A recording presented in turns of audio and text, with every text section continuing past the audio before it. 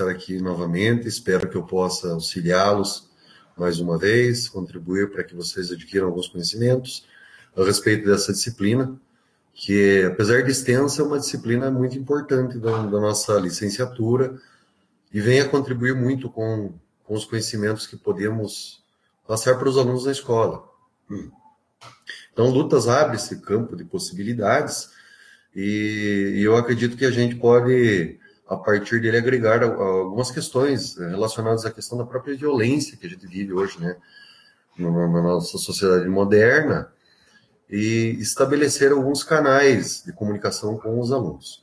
Eu agradeço a vocês pela disponibilidade de estarem me ouvindo, dou boa noite a todos, agradeço a calorosa recepção que eu recebi nos polos onde estive e espero que tenha ajudado a todos vocês de alguma maneira ou de outra, né? Então nós vamos falar um pouco, focando nas questões da prova e focando também em alguns conhecimentos que vocês podem agregar a profissão, né, a atuação de vocês na escola, né, enfim, o trabalho pedagógico da disciplina Lutas no conteúdo da educação física escolar.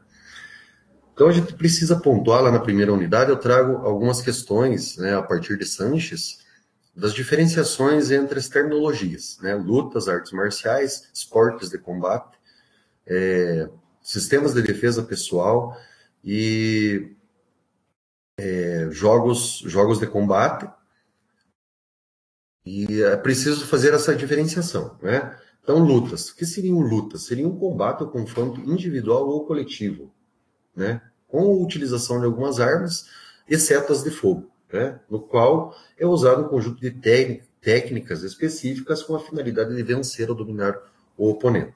Então, essa seria a primeira definição, o que seria lutas. Aí passaríamos para a segunda definição do que seria arte marcial. A arte marcial seria um conjunto de práticas que busca a representação estética e gestual. Então a gente já agrega um elemento a mais, pensando na relação das artes marciais com as lutas. Então aqui nós temos então a estética gestual. O lutador marcial, aquele que pratica arte marcial, vai então buscar a beleza técnica do gesto e não apenas dominar ou vencer o oponente a partir de algumas técnicas, né? E também ele não evoca aquele potencial destrutivo ou uma suposta aplicação da violência baseada a partir da violência. Então, o sistema de arte marcial possui uma filosofia mística, uma filosofia que leva aquele praticante da arte marcial a fazer uma reflexão sobre si e sobre o mundo onde ele vive. Então, possui muito mais elementos que a própria luta em si. Então, seria um conjunto de tradições culturalmente herdadas destinado ao desenvolvimento integral do indivíduo. Isso seriam artes marciais. Agora, nós também temos um outro termo, que é o termo do desporto marcial, onde deriva da arte marcial. É quando determinada arte marcial ela se torna um fenômeno cultural e social transformado, onde existe uma dualidade do resultado, que prima pelo resultado e pela competição. Então, é aquele exemplo que eu dei para vocês indo aos polos, né?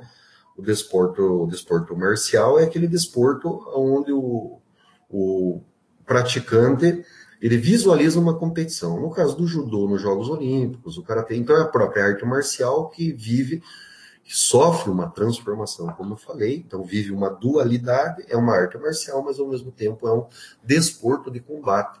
Então ele se torna uma prática esportiva. Isso, nós temos muitos praticantes de desporto marcial e descaracteriza um pouco a questão da filosofia mística, mas não deixa de existir a filosofia mística. Um quarto termo seria o desporto de combate. Aqui perde-se totalmente a raiz com a filosofia mística. Nós podemos citar, então, dentro do desporto de combate, acho que eu só não sei se eu troquei, o anterior era do desporto marcial, né? Então ele mantém um pouco da sua filosofia mística, mas sofre essa dualidade entre a arte marcial e se torna, então, um esporte competitivo, o exemplo do judô nas Olimpíadas, do taekwondo.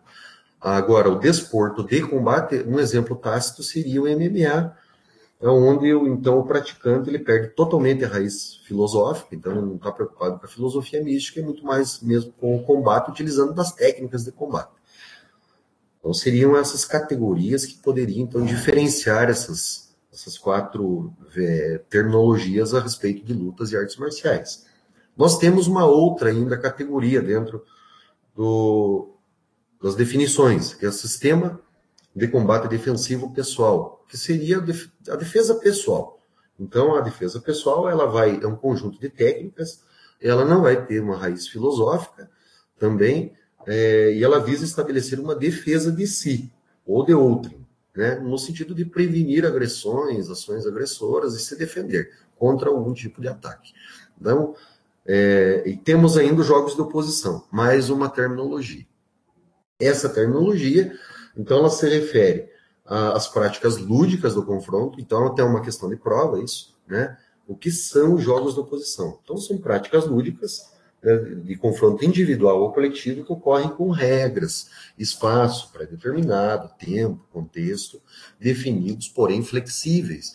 Então, o professor de educação física, ao organizar os jogos de combate durante uma aula de educação física, ele vai possibilitar aos alunos um contexto, né, para a execução de um jogo de oposição que permita mudanças, transformações dessa atividade no decorrer da sua execução, mas vai definir regras, tempo, e a partir disso trabalhar alguns elementos norteadores que levem o aluno a perceber a qualidade do movimento, a importância da postura correta para a execução de um movimento em determinada atividade lúdica, recreativa, e que possibilite ele adquirir alguns conhecimentos a respeito de si e do outro, né?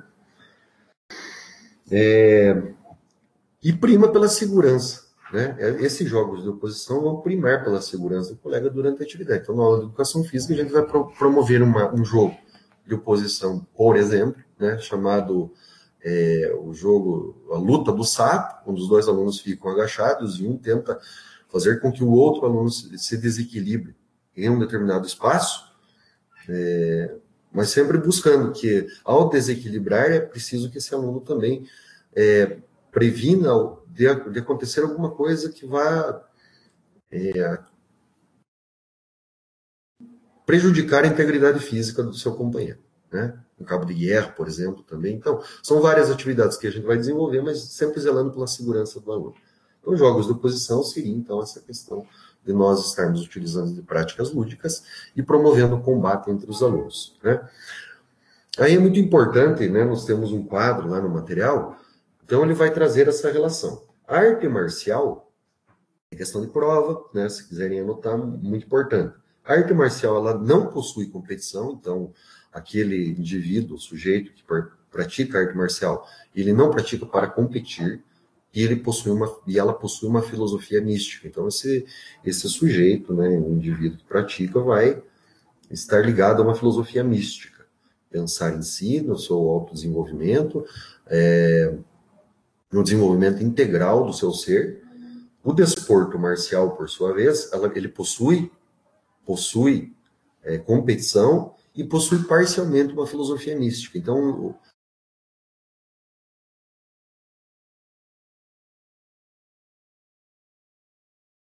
mas o seu participante, o praticante, não foca tanto nisso, né? O objetivo dele não é pensar tanto no seu desenvolvimento integral, mas também pensar na competição. O desporto de combate, por sua vez, possui competição e não possui filosofia mística, que é o caso do MMA, por exemplo. Então, mix marciais artes, né, artes marciais mistas, então vai possibilitar isso. Então, o indivíduo vai praticar uma determinada arte marcial, se desvincula totalmente da filosofia mística e foca apenas em gestos técnicos e na competição em si. Os jogos de combate possuem competição, como eu falei agora de pouco, né? Então ele possui a competição, então você vai dar atividade para o teu aluno na escola, ele vai vivenciar vários elementos das artes marciais, das lutas, em um sentido competitivo, né? Tentar tirar o colega de um espaço, o cabo de guerra, a luta do sapo, a luta gaúcha. Nós vivenciamos algumas atividades, pegar o balão, tentar o touro maluco, né? tentar domar o colega que está rodando no chão, uma série de atividades lúdicas que possuem competição e não possuem filosofia mística. Embora a gente possa agregar a filosofia mística no sentido de que o aluno tenha esse conhecimento, vivencie, reflita sobre isso, a importância do respeito, da amizade, através das atividades promovidas. Mas ela não tem uma filosofia mística estabelecida.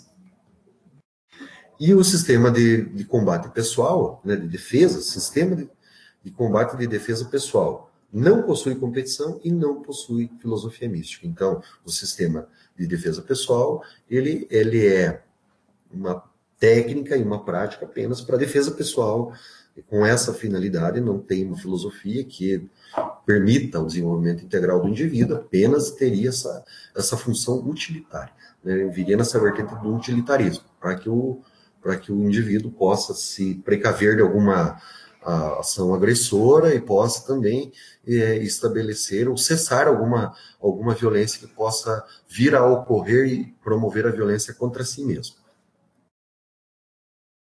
Aí nós buscamos lá na história, bom, antes de eu entrar na questão histórica, eu lembrei de uma outra questão, né?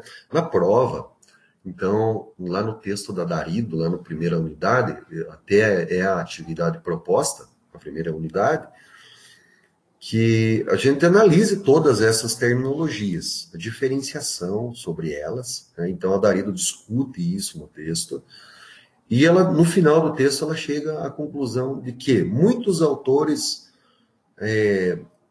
trazem diferentes conceitos a respeito de cada termo desse. Uns dizem que luta é uma coisa, outros dizem que defesa pessoal é outra coisa. Então, existem algumas contradições entre alguns autores a respeito de cada significado. Do que é luta, do que é arte marcial, do que é desporto de combate, do que é desporto marcial, do que é sistema de defesa pessoal, do que são jogos de oposições. Então, ela traz um rol de autores nesse texto, na primeira unidade, faz essa discussão, né, e ela coloca assim, eu coloquei esse texto porque é muito interessante. Apesar de às vezes não haver o consenso pleno do que seria cada terminologia, o significado de cada sistema de luta, né, que nós temos, apesar desses que eu pontuei, eu busquei os que estão que têm mais consenso entre todos os autores, né? Então seriam essas as diferenciações, as mais pertinentes, digamos. Mas ela diz assim, apesar de toda essa diferenciação, o importante mesmo é que os alunos vivenciem as lutas na escola. Independente que algum autor diga que arte marcial é uma coisa, outro diga que é outra, o importante é a gente fazer isso. Então, isso eu vou pedir lá na prova. O que a Darido fala? A Darido fala assim, ó, o importante é que o aluno vivencie isso. Apesar de a gente não chegar num consenso o que é luta, o que é esporte de combate, o que é arte marcial. Ok? Aí vamos pensar um pouco na história, né? A história das lutas. De uma forma bem breve, né? Também a gente pode pensar que as lutas, né? A gente pode até aqui fazer a seguinte assertiva, digamos assim, que existem N possibilidades da existência de lutas, mas aí a gente busca lá no Sanches, né, e busca também em alguns autores ali na unidade 2, que possibilitam a gente pensar da onde vieram as lutas, né, nos vídeos que eu fui disponibilizando durante a disciplina, se vocês verificarem lá, então a luta surgiu pela própria sobrevivência. Ponto. O homem precisa sobreviver num ambiente agressivo, né, na pré-história, e desenvolver elementos que possibilitem, né, instrumentos, utensílios que possibilitem enfrentar o perigo em um ambiente hostil. Então, as lutas surgiram pela própria sobrevivência. Uma questão tranquila. Mas o primeiro fato assim, que os historiadores levantam, que o primeiro tipo de luta foi a luta venatória. E eu falo da luta venatória, até porque é importante a gente ter essa percepção de levar para o aluno lá na nossa aula de educação física, para que ele veja as dificuldades que o homem foi enfrentando no decorrer da sua trajetória histórica, que a humanidade foi desenvolvendo, que o homem caçava com as mãos nuas. Então, essa prática venatória é uma prática de caça sem instrumento, utensílio, que auxiliasse o homem, então, nessa luta pela sobrevivência. Então eles cercavam animais e faziam armadilhas para que eles tivessem alimento ou para que protegessem a aldeia onde viviam, a tribo onde viviam. Então essa é uma questão de prova também. Então os pesquisadores afirmam que a prática venatória, né, a mãos nuas, então não havia instrumento, machado, ainda não haviam inventado lança, isso há 10 mil anos antes de Cristo, né, ou muito mais, 20 mil anos, ter precedido, veio a preceder essa luta venatória, veio a preceder, então, a utilização de armas de arremesso, né, também de empunhadura, como machado, espada e outros artifícios feitos de metal. Depois o homem vem, então, trazer essa questão do metal, com o surgimento do metal, possibilita essa elaboração de armas mais sofisticadas, então, para o enfrentamento contra o inimigo e contra os animais, para a predação, né, os predatórios, que colocavam em risco a vida da comunidade e das pessoas que viviam, né, em determinados ambientes. Então, com a utilização também, né, desenvolvimento então das armas, se desenvolvem técnicas para a utilização das armas. Aí, as armas com desenvolvimento de técnicas específicas para o arremesso da lança, a utilização do machado, da espada, dentre outros instrumentos aí que vão possibilitar ao homem, então, a sobreviver em ambientes hostis e também guardar onde moravam, como é o caso lá, então, no mosteiro de Shaolin, onde os monges utilizavam dessas técnicas, né, as técnicas com os utensílios feitos de metal, como eu falei, machado, lança, espada, que até então era caracterizado como luta. Então, a gente pensar em luta. As lutas, então, foram caracterizadas mais ou menos até o século V antes de Cristo com essas técnicas, primeiro, antes com as mãos nuas, depois as técnicas com os instrumentos de metal, também feitos de madeira, né, arco, flecha. Mas lá no mosteiro de Shaolin, então, Bodhidharma aí reza a lenda. Então é aquela questão, seria um marco para a gente pensar, eu vou pedir na prova, até porque a gente tem que ter esse conhecimento depois para a gente debater com os alunos, né? Então, o Bodhidharma seria um marco. O Bodhidharma era um monge hindu que vai para a China, até o mosteiro de Shaolin, e leva, então, o conhecimento da meditação e das técnicas que possibilitam, então, a utilização de defesa, né, da arte marcial em si, das técnicas marciais, com ou sem as armas feitas de metal ou de madeira. Então, ele introduz esse conhecimento no mosteiro de Shaolin e fica conhecido como o boxe de Shaolin. Né? Esse boxe de Shaolin, depois no Ocidente, se populariza, é o que nós conhecemos hoje como Kung Fu, fica conhecido depois no Ocidente como Kung Fu. Então, o Kung Fu vem no boxe de Shaolin e seria a primeira árvore, segundo alguns historiadores, de todas as artes marciais. A partir do Kung Fu, do boxe de Shaolin, lá no mosteiro de Shaolin, onde Bodhidharma traz a filosofia mística que surge a arte marcial. Então, quando introduz a filosofia mística, aquelas técnicas utilizadas para a defesa pessoal a partir de instrumentos de metais, então a filosofia mística se incorpora a essas técnicas corporais, a questão da meditação, a questão do conhecimento do próprio corpo, surge então a arte marcial. E a primeira arte marcial, segundo alguns historiadores, seria então o Kung Fu, né, o boxe de Shaolin, que é uma questão de prova. Gostaria que vocês se atentassem para essa questão. E daí, nesse decorrer da história, claro, ela vai se ramificando ali na unidade 2, então a gente pontua ali as questões das lutas orientais, ocidentais, e tem toda uma ramificação. Para o momento da prova, não precisa se preocupar muito como foi se ramificando isso, né? Mas é importante a gente pensar assim, eu pontuo para a prova, e gostaria que vocês pudessem focar um pouco na questão dos samurais, porque eu acho não, né?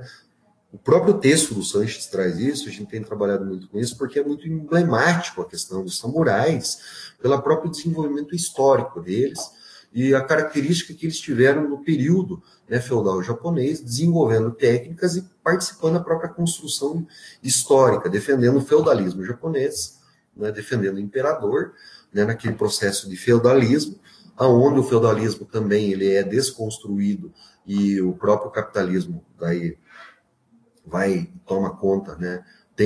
Tem-se uma revolução burguesa no Japão, digamos por assim dizer, né?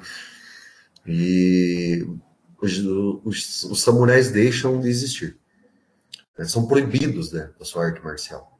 Então essas questões para que a gente levante lá na educação física com os alunos, fazendo as relações entre a revolução industrial, o porquê que os samurais foram proibidos de utilizar a arte marcial, qual era a finalidade dos samurais naquele contexto histórico. Então, todas essas questões são elementos para que a gente leve o aluno a refletir e tentar, e que eles busquem entender a própria questão contemporânea. Mas para a prova, eu vou pedir o seguinte, né? Sobre a filosofia mística, a gente vai destacar, então, os samurais, né? E eu vou perguntar, eu estou dando uma questão aí, quem está na web já pode anotar, o que é o Bushido? O que é o Bushido? Então, o Bushido é o código de ética moral que visava arraigar sentimentos de honra, dignidade, intrepidez, lealdade e obediência. Então, você traz essa questão para o teu aluno lá na escola, né? Eles tinham um código de honra, moral, ético, eles morriam, né, se eles fossem derrotados em combate, e eles mesmos, né, executavam ou se executavam por uma questão de honra, por uma questão de princípios. Por que eu falo isso? Então, quando a gente, lá para frente, daqui um pouquinho, eu vou falar sobre a questão atitudinal. Então, a gente vai discutir com os alunos as atitudes e valores, né, que a gente pode desenvolver numa escola, com os alunos, a partir da prática da arte marcial, da compreensão das lutas como disciplina e dos jogos de oposição. Né? Essas questões não existem mais hoje. Né? A gente vê, mas não que não existam, claro, né, as pessoas buscam uma ética, né, com certeza, mas a gente vê que muitas vezes também serve de motivo de chacota, né?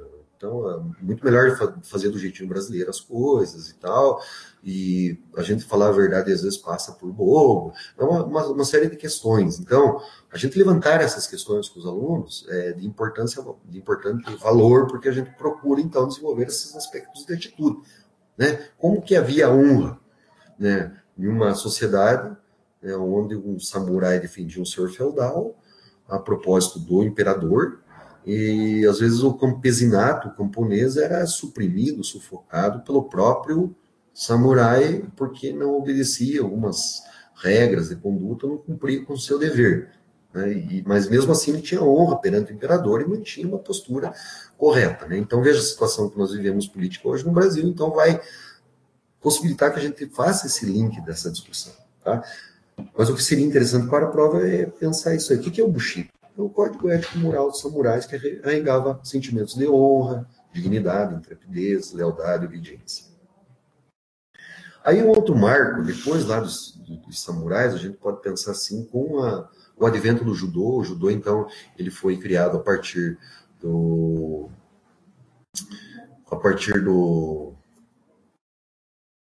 jiu-jitsu, né? O seu inventor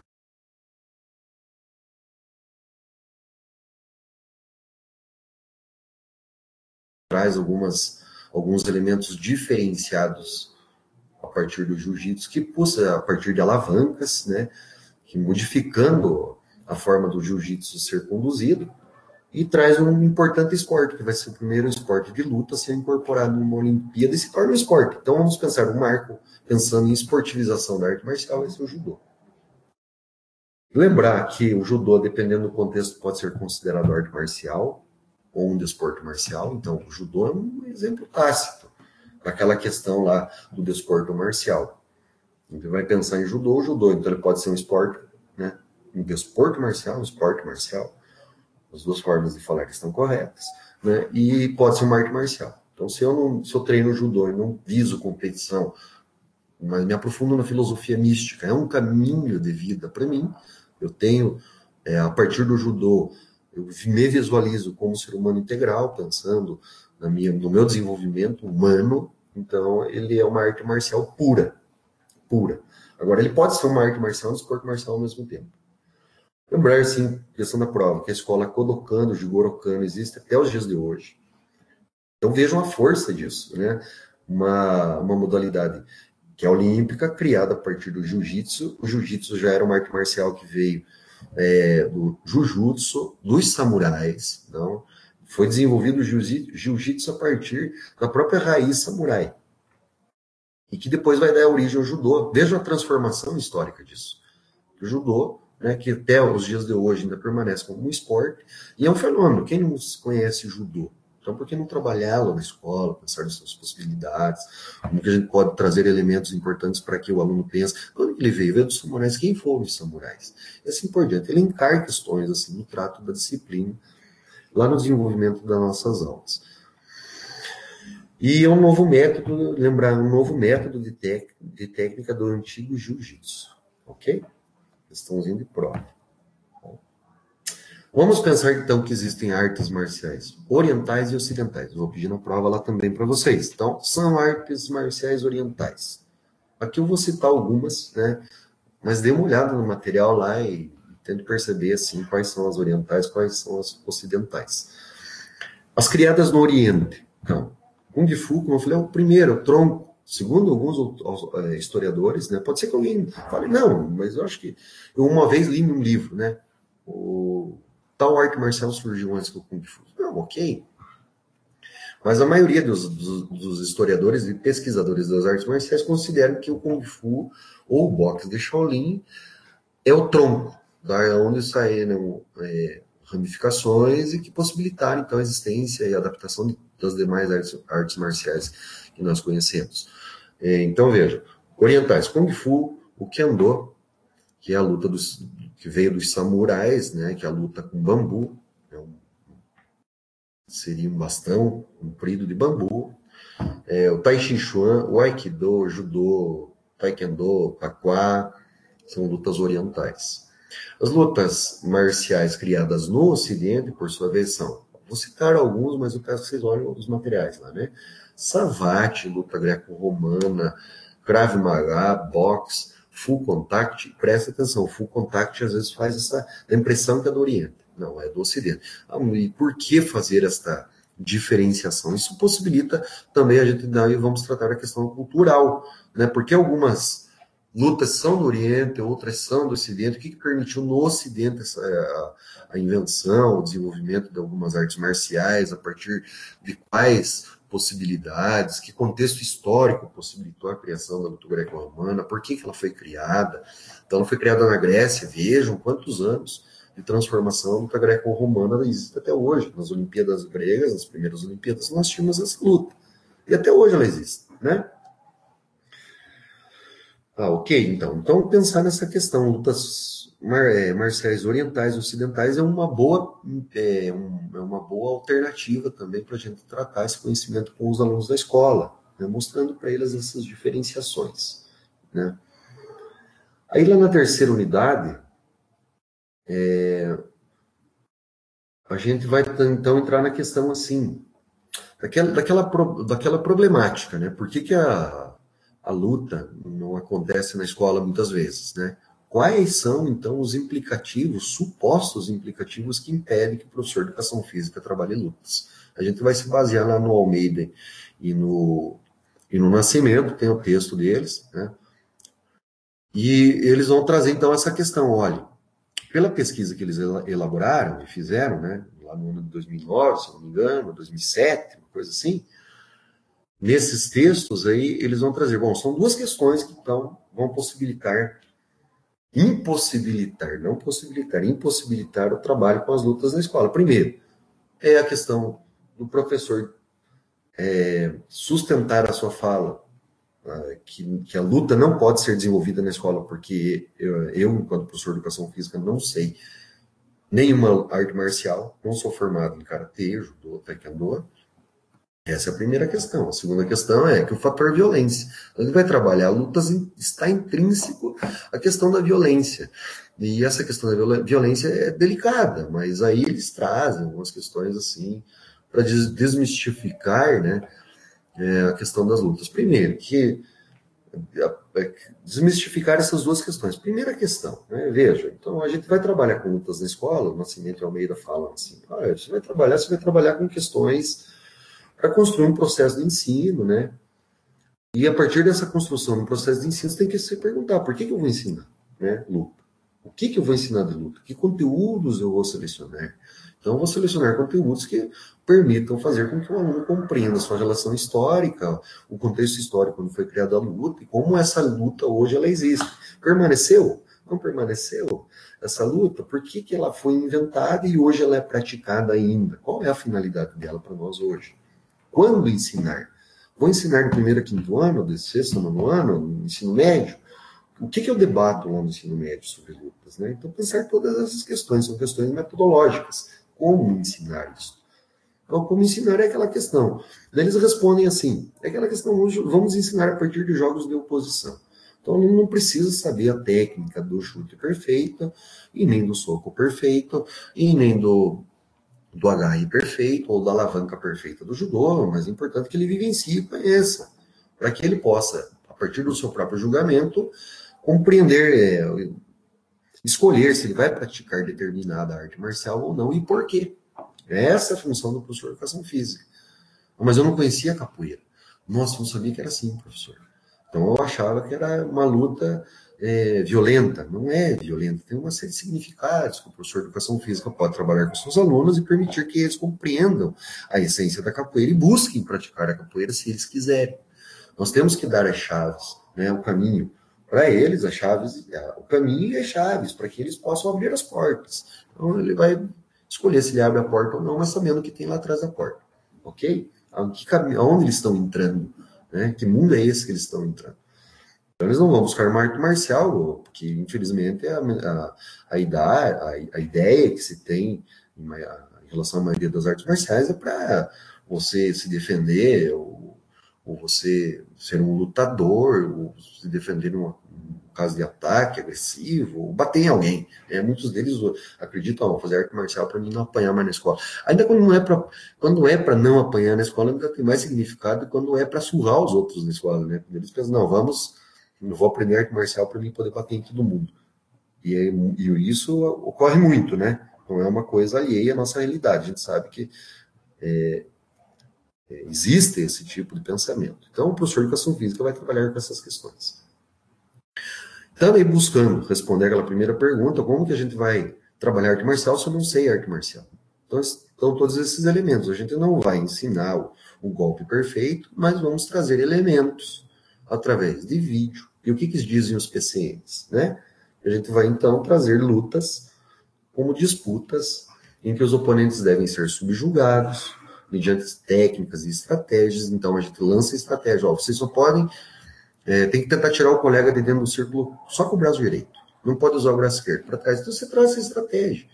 Tem que tentar desequilibrar. Então, traçar estratégias de desequilíbrio, de imobilização. Tem que segurar o colega no chão por 30 segundos. Ele não pode levantar. Então, são estratégias e possibilidades que a gente vai colocar em nossas aulas para que o aluno possa, então, vivenciar e compreender essa, como dizem alguns autores, né? O Nascimento e Almeida fala, para que eles possam se colocar na posição de combate e se possa se colocar na posição de oponente com regras e aprendendo a respeitar as regras, respeitar o oponente, respeitar a integridade física do seu oponente.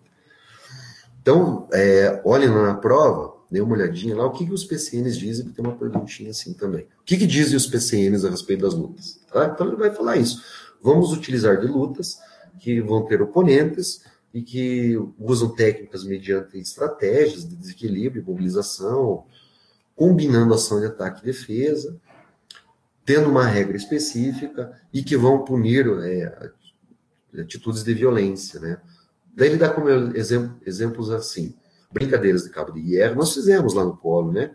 Não fizemos o braço de ferro. Eles lutam, né? Os alunos lutam, eles brincam de braço de ferro. Um brinca de tirar o outro da cadeira, e assim por diante. Mas a gente vai dando significado para isso, né? Compreendendo por que existe tudo isso. Veja como é intrínseco do ser humano a própria conquista de espaço. Então, essa é a grande saga da humanidade, né? Defender o seu território e tentar conquistar espaço. Mas a gente vive uma era que, então, é preciso dar significado para isso. Né? Como que eu vou tomar o espaço de alguém hoje? É correto tomar esse espaço? Ou defender o meu espaço? Como eu defendo o meu espaço sem agredir ninguém? Então, são questões a serem pontuadas. Ok? Estão me ouvindo bem?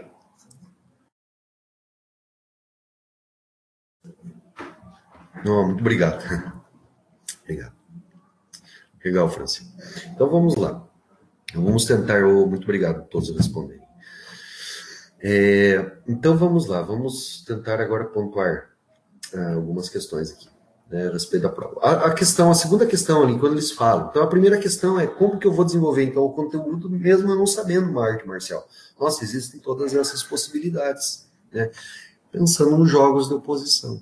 Então, os jogos de oposição seria o grande lance aí da educação física para a gente desenvolver com os alunos o conteúdo lutas. Aí você vai trazendo as artes marciais similares, né, de agarre, de empurrar, de tentar golpear, que a gente já entra nessa questão um pouquinho para frente. Como que a gente desmistifica a questão da violência? Pois como eu acabei de falar. Então, os autores falam assim: as crianças já brincam disso, elas acabam brincando, né? A gente tem que procurar levar elas a compreender isso e elas gerenciarem isso. E eu acho muito legal, assim, uma questão que é colocada, segundo o Oliver, né? Então, ele cita um autor lá, de lutas, que vai discutir a questão, né, da mídia, da violência, né? E ele fala assim: veja, as crianças estão expostas aos desenhos animados, os pais deixam a televisão, os canais de desenho, claro, normal, né? Não existe nada de mal nisso, mas existe muita violência, né? Muito herói e tiro, então eles estão expostos à violência. Não somos nós, né, da educação física, com o conteúdo lutas, que vamos então agora mostrar a eles um mundo violento e que eles estão ilesos desse mundo, né? Acho não. A nossa tarefa por eles estarem expostos a tanta violência, a partir dos próprios desenhos. A gente foi assim, quando a gente era criança, tinha muitos desenhos já que faziam essa alusão à violência. A gente, quando professor de educação física, tem que fazer isso mesmo, não levar isso para discussão. Então seria um grande erro até. Essa é a grande justificativa. Como nós não iremos tratar um fenômeno que todo mundo convive, né, e tem acesso a isso, que seria a questão da violência, a própria mídia. Isso sem falar em filmes, né? Um desenho. Né? Mas as crianças veem filmes também. Apesar de ter a questão da classificação indicativa, uma série de coisas, a gente sabe que eles assistem. Então eles estão expostos a isso, a jornais, uma série de coisas. Então a gente tem que fazer esse trabalho mesmo. As lutas vão permitir a compreender tudo isso, e esse é um dever nosso de professores de educação física. Então são duas questões que não vão justificar, nós não vamos trabalhar com lutas na escola. Devemos trabalhar com lutas na escola. Né? Precisamos trabalhar. E eu falo isso porque eu sei, a gente também fez uma pesquisa com um acadêmico aqui na Unicentro, né? Um TCC, ele elaborou o TCC há 2 anos atrás e fez a pesquisa aqui, perguntando para os professores. 50% dos professores não trabalhavam lutas. Né? Hoje a gente já tem um panorama melhor, né? Tem se incorporado o conteúdo. Mas então, quando você levar esse conteúdo lá para a escola, né, se a diretora da escola achar que não deve ser trabalhado por causa da violência, nós temos então toda essa argumentação, toda essa questão, esse conhecimento da importância de trabalhar com o conteúdo de lutas na escola. E pensar que o interesse não está, então, centrado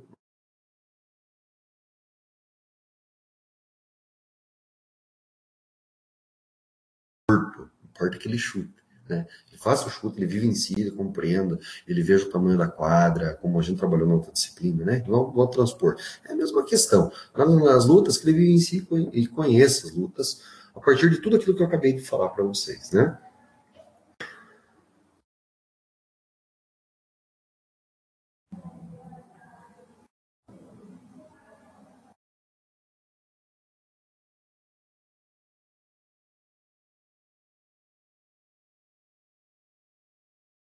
Então, pensando lá na prova, né, vai ter mais uma questão assim, né? A gente vai considerar Sanches, né? Sanches é o livro da disciplina, né? Os elementos conceituais de bem-estar são. Vocês podem anotar que eu vou perguntar. Então, a gente pensa em lutas, a gente tem que pensar no bem-estar social, pensar em valores. Hoje a gente vai, então, tornar essa disciplina um canal para que o aluno possa, então, ter um relacionamento em sociedade mais saudável, né? Exista um bem-estar social. São eles. Você vai preparar a tua aula, vamos pensar assim: liderança, desenvolver amizade, relacionamento entre pares, identidade, ele se conhecer, se autoconhecer, ver, não entra a questão da filosofia mística aí, né? Ele se compreender a partir da atividade que você está colocando para ele, o desafio, qual é a medida da força que ele vai usar, se ele conteve a agressividade na hora que estava perdendo, sendo desequilibrado pelo colega, né? Sendo empurrado, ele viu que estava perdendo, ele jogou sujo, ele respeitou a regra. Então, discutir tudo isso, né? E o senso de pertencimento ao grupo. Que apesar da atividade, estamos fazendo uma atividade de combate, está desafiando alguém, está em oposição a alguém, ele faz parte desse grupo. Essa atividade deve promover, então, esse bem-estar social. Vou repetir. Então, são liderança, esses são os elementos conceituais de bem-estar social. Vou repetir, Franciele. Então, vamos lá. São os elementos conceituais de bem-estar social. Liderança, amizade, relacionamento entre pares, identidade, senso de pertencimento ao grupo. São 5 elementos. Então, você vai preparar a tua aula, né? Lá vai trazer uma atividade, pensa em como ela vai trazer tudo isso, né? Vamos focar em tudo isso. De repente, às vezes, você visualiza isso hoje, é muito difícil, né? Não tiveram essa prática lá, mas quando vocês tiverem mais elementos no decorrer do curso aí, até o final do curso, vocês busquem, retomem essas questões que eu estou falando hoje aqui, de nada, Francine, retomem essas questões e procurem visualizar isso numa atividade. Então, como que eu desenvolvo a liderança a partir de uma atividade que eu produzia, amizade, relacionamento entre pais, tem que ter discussão, né? Você vai fazer essa discussão com eles vivenciarem, eles perceberem as reações que eles têm na atividade. É difícil, dá trabalho, mas o que dá trabalho e é difícil é o que é bom, né? A gente vai produzir bons frutos, né? O último, Cristiane, é senso de pertencimento ao grupo. Então, desenvolver, assim, ele se sentir, ele pertencer àquele grupo que ele está ali, né? Ele pertencer àquela turma. Então, é um problema muito grande que a gente tem hoje na escola, né? Eu tenho feito um trabalho ali no ensino médio, nos anos finais do ensino fundamental, hoje mesmo estava trabalhando, tem muitos alunos que não querem fazer educação física. E eles falam, eu não gosto de ninguém nessa turma, né? Eles não se sentem à vontade, não tem nada. Né? Então eles não se sentem à vontade ali naquele grupo onde eles estão. E aí nós, professores de educação física, temos que fazer esse canal, procurar promover essa possibilidade que eles compreendam, eles fazem parte do grupo. O grupo, então, a partir das atividades que a gente for propondo, que todos se respeitem, todos se compreendam, todos estendam os braços, né, que se compreendam como um coletivo. Isso é muito importante. Senão a gente perde muito aluno, né? Eles não compreendem o significado da educação física se a gente não fizer esse trabalho. Ok? Tá. Para a questão da prova também vem Paulo Freire e fala do empoderamento. Então vocês têm lá na unidade, eu não lembro bem a unidade, dá uma olhadinha aqui. Na unidade, se eu não me engano, na unidade 4, né? Essa unidade 4 aqui que vai falar sobre a questão do.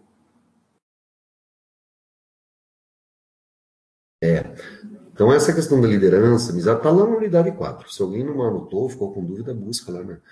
Pode fazer essa busca lá na unidade 4, então a gente vai tratar. E daí vem o Paulo Freire e fala nessa questão do bem-estar na unidade 4, da nossa disciplina. Então, ele vai falar assim, que é necessário a gente desenvolver esse empoderamento do aluno. O que é esse empoderamento? Empoderamento é que o professor de educação física promova a construção da autonomia de ação do oprimido a partir de sua libertação do opressor. Então, a gente tem muito essa questão de ser oprimido, né? pelas pessoas, a gente sempre faz as vezes, sempre não, perdão, né? Muitas vezes a gente acaba fazendo coisas, né, para não desagradar os outros. Às vezes você não quer ir lá numa festa, mas se você não for, um conhecido teu pai, teu irmão, o melhor amigo vai ficar bravo. Então você vai sem querer. A gente acaba fazendo coisas às vezes que a gente não quer fazer, porque você não, porque a gente precarizou essa construção da nossa autonomia de escolha. Então, trabalhar essa questão da autonomia, empoderar o aluno para que ele saiba escolher e dizer não da forma correta, no momento certo, que é muito difícil, né? Eu sinto essa dificuldade comigo. Às vezes eu não quero fazer alguma coisa, eu acabo fazendo, né? Porque para não desagradar alguém, né? Acontece com muitas pessoas isso. Vou dizer todas, tem algumas pessoas que conseguem ter essa autonomia. Mas pensar que a gente está lá para desenvolver essa autonomia. Ninguém é obrigado a fazer o que não quer. Então, Paulo Freire vem e diz isso. Vamos, então, trabalhar esse empoderamento. Dar essa possibilidade de escolha a partir da autonomia, que o aluno tenha essa autonomia. Que ele consiga construir canais de autonomia, de escolha, compreensão, a partir de que ele saiba dizer não no momento certo, para a pessoa certa, da forma correta, sem magoar. Né? Isso é questão de prova. Então, vejam lá na unidade 4. Aí vem o Almeida e o Nascimento e eles falam da questão das possibilidades do ensino de lutas na educação física escolar. A pergunta do Carlos aqui, não. Todas são objetivas as perguntas. O Carlos nos pergunta, né? Essas questões serão de formas descritivas? Não. Todas objetivas. Ok? Não tem nenhuma questão descritiva. Tem algumas de verdadeiro e falso, de verdadeiro, ok. Verdadeiro e falso e de escolha de alternativa. Ok? Legal. Não, tranquilo. Eu acho que assim, o que eu estou tentando trazer para vocês, a questão de prova, mas eu também deixar alguma coisa para que vocês possam utilizar lá no trabalho. Assim, as questões cruciais. Se pensar assim, vocês vão se formar e seriam os elementos os mais elementares. Né? A partir disso, vocês vão ter que pesquisar, trabalhar, pensar, ressignificar. Ok? Lembrando vocês, é muito importante, as unidades, né? A André está pedindo para mim reforçar aqui, é importante fazer os exercícios, porque todas essas as atividades que a gente propôs, né? Busquem nas atividades lá ainda que faltam, porque elas. Isso. Vai acrescentar e agregar nota, e também eu tentei linkar, né? Fazer esse link entre exercício e questões da prova. É claro que não tem, muitas questões aqui não tem nos exercícios, não teria como também, né, 8 exercícios vai elaborar 40 questões, mas eu procurei então manter essa uniformidade daquilo que seria essencial para vocês. Como que eu vou trabalhar lutas? Porque, para mim, né, eu sou apaixonado por lutas, pela disciplina, mas é emblemático, é muito emblemático. Você tem que saber fazer essa articulação. Mas não é difícil, né? Ela é emblemática, mas não é difícil. É uma questão da gente estar sabendo articular mesmo, ter interesse, buscar conhecimentos. Você faz um trabalho maravilhoso. E diga-se de passagem, os alunos adoram, né? Eles gostam bastante, possibilita então a gente desenvolver discussões a partir disso. Né? Aí vamos lá, para a questão da prova, né? Possibilidades apontadas por Almeida e Nascimento são trabalhar com conceitos. Então, tudo isso, a gente vai pegar e trabalhar com conceito. O que é filosofia mística? O que é luta? Trabalhar os conceitos. Para que serve um golpe? O que é golpe? Por que surgiu o golpe? Conceitua as coisas, os elementos que existem, né? Na disciplina, né? Nesse fenômeno cultural. É um fenômeno cultural, né? Construído pelo homem. A gente outra possibilidade, jogos de lutas. E outra, as atitudes dos alunos. Então, são 3 possibilidades, questão de prova, tá? São 3 possibilidades: trabalhar com conceitos, com jogos de lutas e atitudes dos alunos. Veja como casa tudo que eu venho falando, né? Então, a gente vai trabalhar a questão da atitude, os jogos em si, e vai explicar o que são os elementos que existem nessas atividades.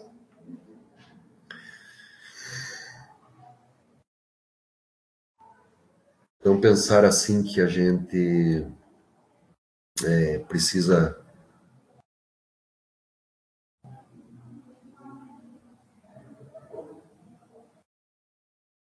Excelente. A Valéria, né? A Valéria colocou aqui, olha, veja.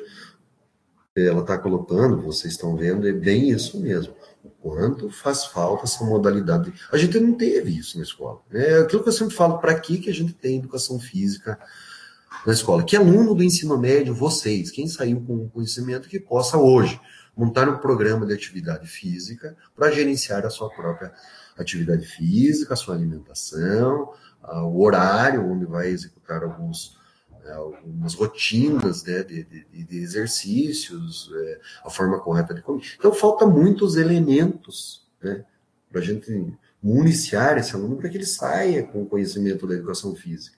A gente vivencia isso. Muitos alunos saem do ensino médio, eles acham que educação física é jogar bola.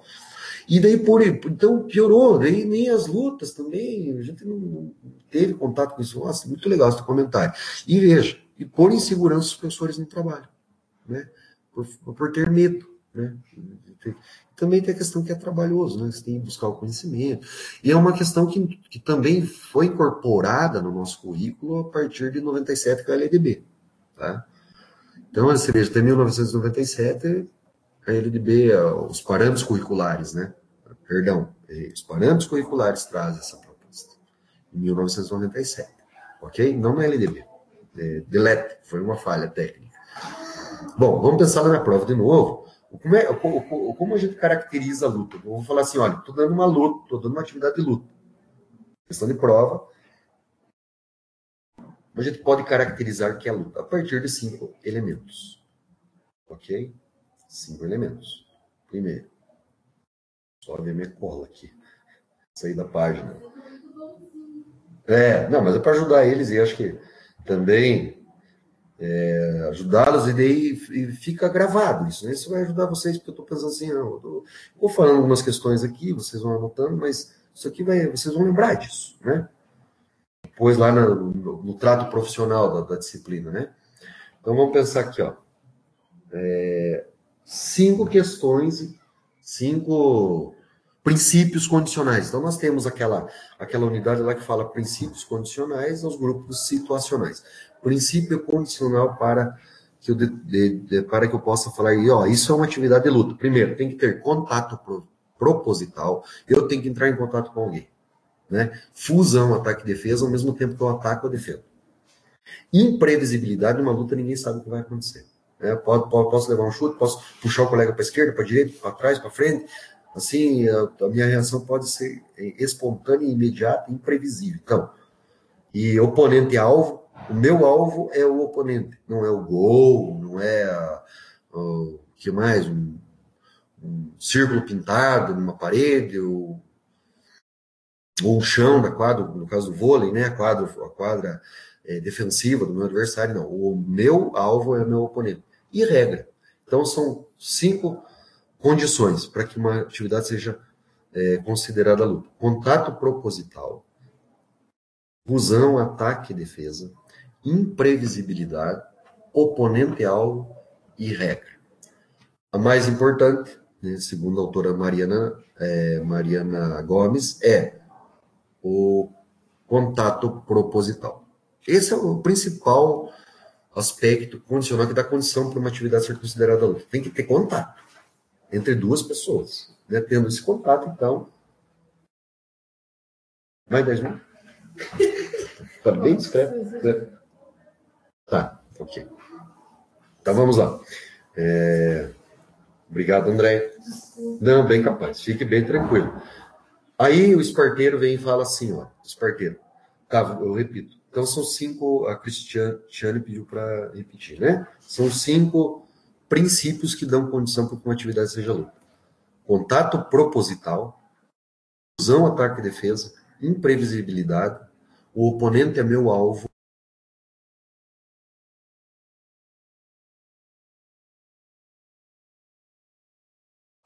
Olha, daí depois lá, segundo esparteiro. Então o esparteiro ele vai classificar as lutas em. Isso aqui é muito importante. São 3 possibilidades. A gente pode classificar as lutas em 3 possibilidades. Primeiro, esportes de agarre, esportes de golpe e esporte de lutas com implemento. Então são 3 classificações segundo esse parteiro. esparteiro. Okay? Então, o esparteiro vai trazer essas 3 classificações. Primeiro, esportes de agarre. Quais seriam os de agarre? Judô, todas as lutas que tem agarre. Jiu-jitsu, agarrou, né? Tá agarrando o oponente. Segunda classificação, esportes de chute. Com golpes, perdão, com chute não, com golpes. Com golpes. Quais seriam os com golpes? Taekwondo, karatê, todos que tem golpe. Então não agarra, é golpe. E o terceiro seria com implemento. Lutas com implemento. Quais seriam as lutas com implemento? Esgrima, kendo. Então utilizaria de um implemento na luta. Então seriam 3 classificações segundo o esparteiro. Se lá na unidade 6, ok? Daí a Mariana Gomes ela vai então trazer essa proposta de classificar as lutas então mediante a distância, né? Distância entre os oponentes. Eu trabalhei lá nos polos com vocês. Então a gente pode colocar, vamos pensar assim, lutas de curta distância, média distância e longa distância. Curta distância são as de agarre, né? Então tá bem juntinho, um oponente está bem juntinho do outro. Judô, sumô, todos os jogos de oposição que os colegas, que os alunos estão vivenciando, estão se agarrando, né, segurando o colega no chão, jiu-jitsu. Então são lutas de agarre de curta distância. Lutas de média distância são os com golpe. Os oponentes estão um pouquinho mais distantes uns dos outros. Seria volta naquelas que eu falei ali. Taekwondo, karatê, capoeira.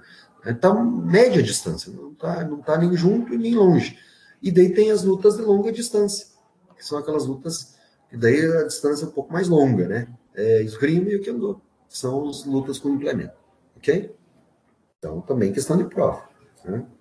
Basicamente, tudo que eu estou falando aqui, né, são questões de prova. Tem algumas coisas assim que eu aprofundo, né, pensando numa questão mais pedagógica, metodológica, né?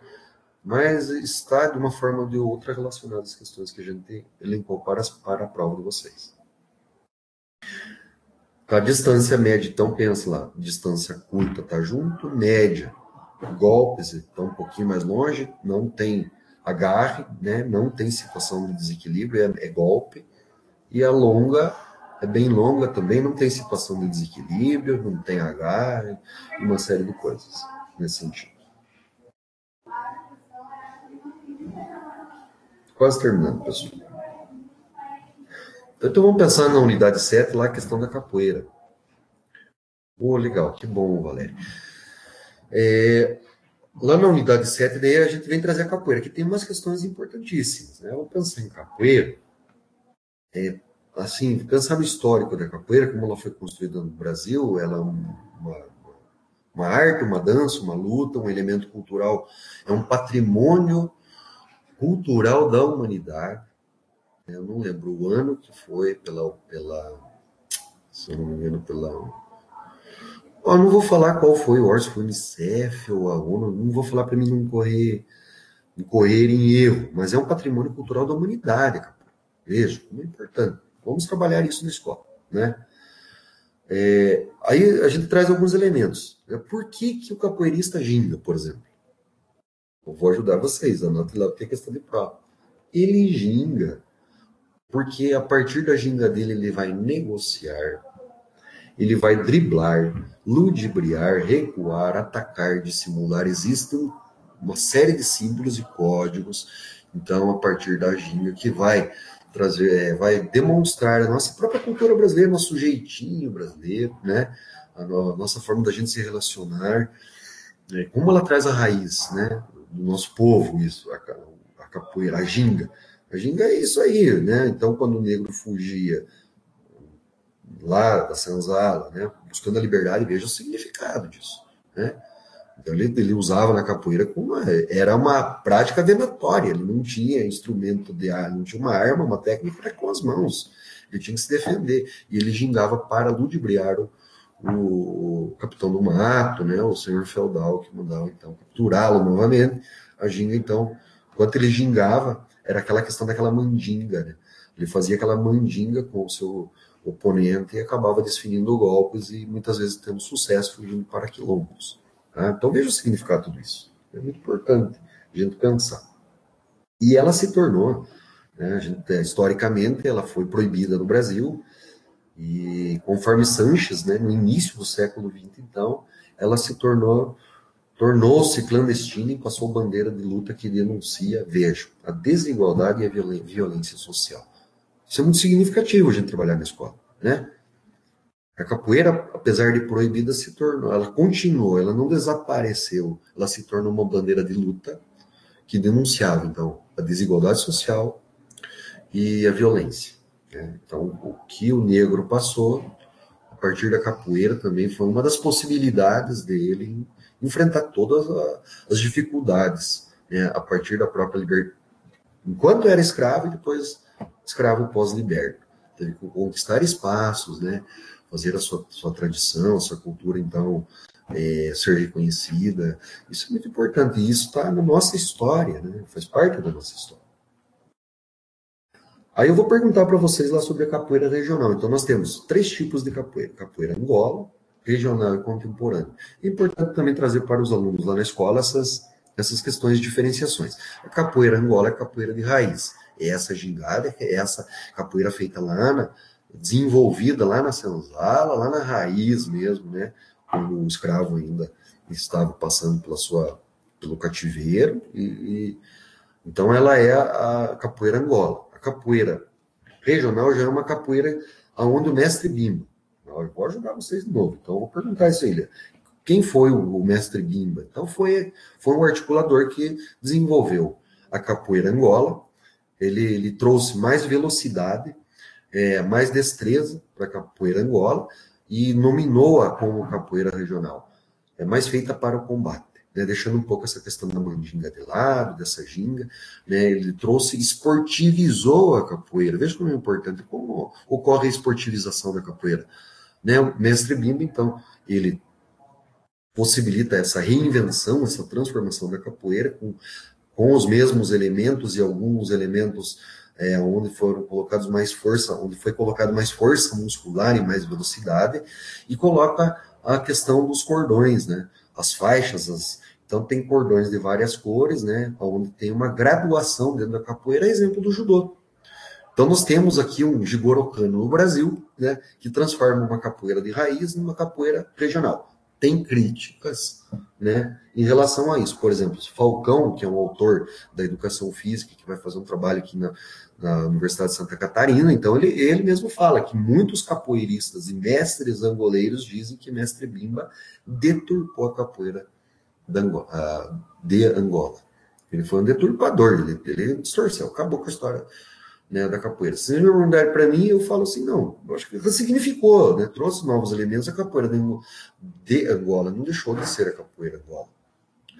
Quem quer praticar Angola, com a ginga, a mandinga, pratica. Quem quer praticar regional, pratica regional. E vamos mostrar isso para os alunos.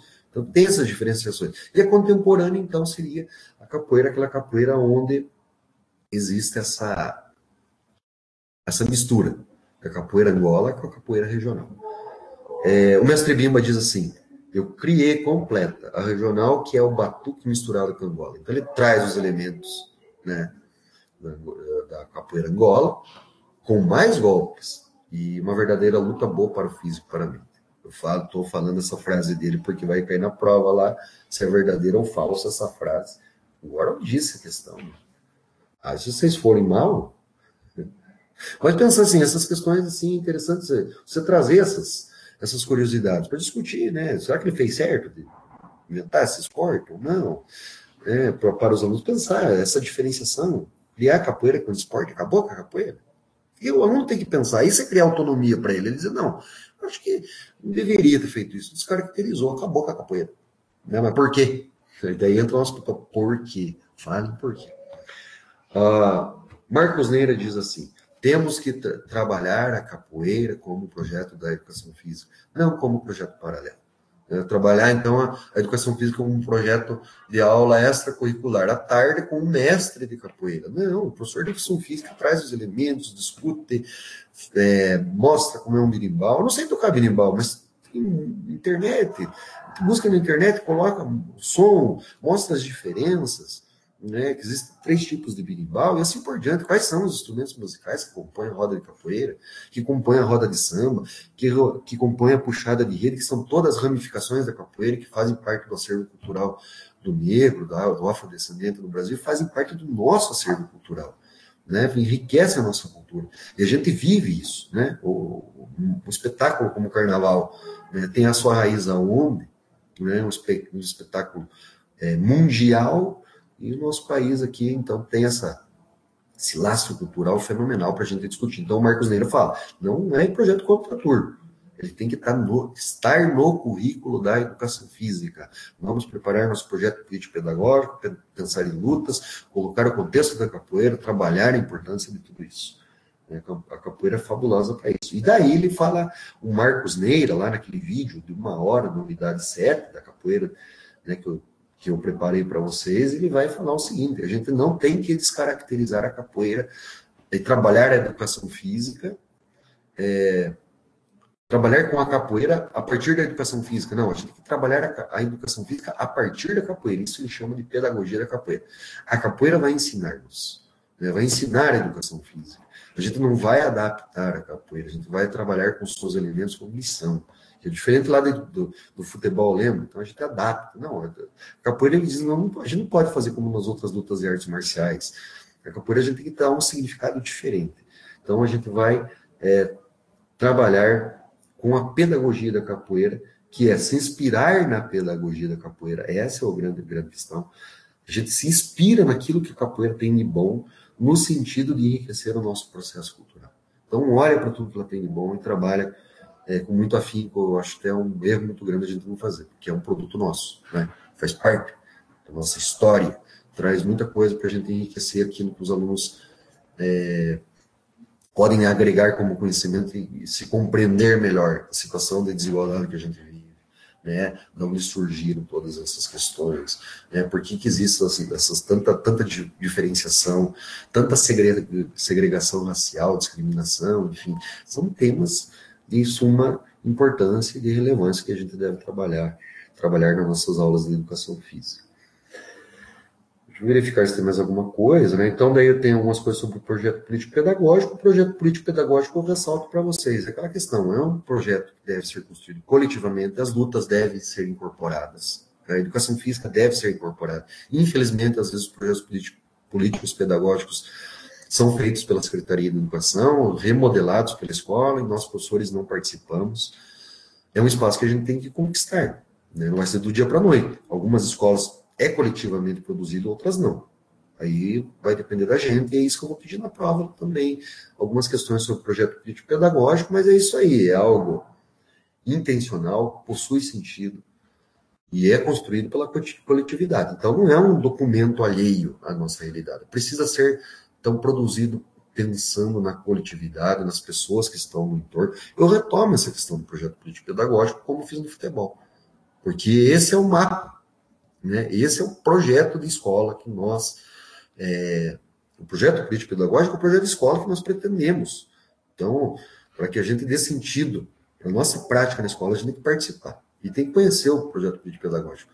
Senão a gente fica trabalhando sozinho. Cada um faz uma coisa como uma ilha e a gente não consegue desenvolver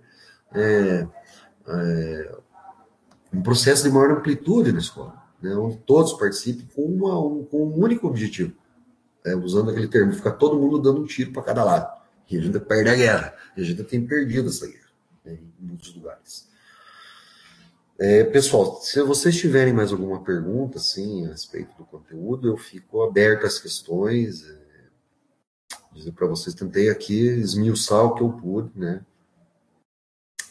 Acho que contemplei todas as questões que vocês possam assim ter na prova e tentei assim também vincular isso a questões. Eu lembrei de uma questão, por isso que lembre das questões atitudinais. Então a Darido traz, a gente precisa trabalhar com conceito, são dimensão conceitual, com os movimentos que é a dimensão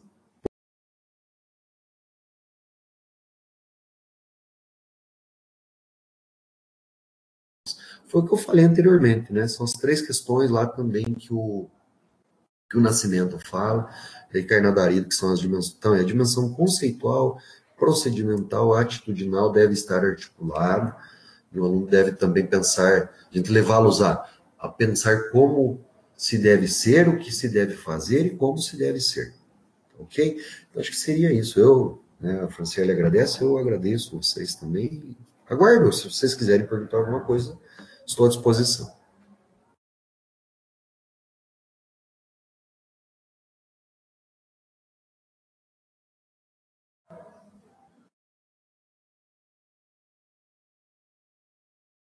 Ok, vamos lá.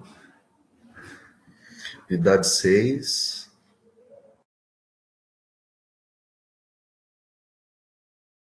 Letra B. Nossa, agora só esclareço que eu estou sem unidade. Deixa eu ver. 3 lutas em uma só. Ah, ok. Foi de grande proveito. Não, acho que a pergunta lá, vamos voltar lá. Nossa, eu agradeço vocês. A Franciele, né, tá me perguntando lá na unidade 6 sobre a letra B, que das lutas em uma só. Isso? Então vocês podem pensar assim, vamos voltar naquele exemplo lá que eu dei. Vou propor uma atividade, um jogo de oposição de agarre. Eu posso usar o judô, o sumô e o jiu-jitsu, propondo uma atividade de desequilibrar o colega em um determinado espaço e mantê-lo seguro no chão por 30 segundos. Então eu estou fazendo 3 lutas, perdão, 3 artes marciais em uma atividade só. E é esse trabalho que você vai fazer com o aluno da escola. Vamos dar um outro exemplo. Um soco do karatê. Eu fiz lá com vocês, alguns alunos foram nas nossas aulas presenciais a trabalhar o golpe do karatê. Esse golpe do karatê, o golpe do taekwondo tem muito pouco soco, mas tem, né? O golpe de soco, de tentar tirar o grampinho na altura do ombro. Tirar o grampinho na altura do ombro seria um soco de média altura. Então você trabalha esse soco que tem no karatê, no taekwondo e que tem no Kung Fu, por exemplo. Estou dando um exemplo. Então, você tem que trazer alguns elementos da arte marcial e fazer uma atividade. Mas nessa atividade tem que aparecer 3 artes marciais. Essa é a atividade. A proposta da atividade. Ok? Acho que ajudou? Ah, legal. Eu que agradeço, né? Espero que tenha ajudado. Então, como eu falei nos polos, né? Uma atividade, uma disciplina longa, são 102 horas, né? Vocês, alguns não perceberam, acredito que a maioria percebeu.